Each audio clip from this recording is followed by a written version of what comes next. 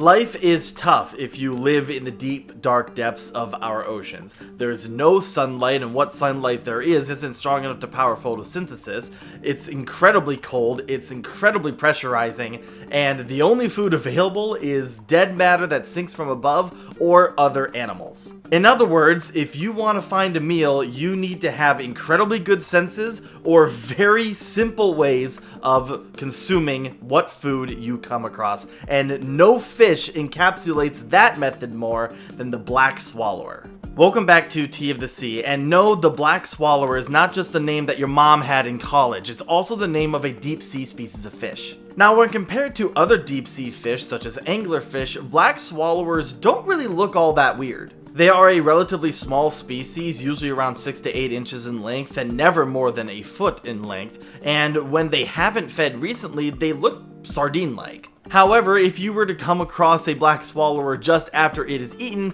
you will quickly understand how it gets its name. Black swallowers can open their jaws really wide, their pelvic fins aren't fused, and their stomachs are incredibly stretchy. All of this means that they can consume prey up to twice their size and 10 times their own weight. Which basically means that just about anything they come across in the deep depths of the midnight zone of our oceans, they're capable of swallowing, or they have a solid chance at doing so. If people were capable of consuming that much food, we'd be able to put away 300 to 400 hamburgers in one go. It's insane. Another name for the black swallower is the snake-toothed fish, which hints at the likely way that they consume this prey.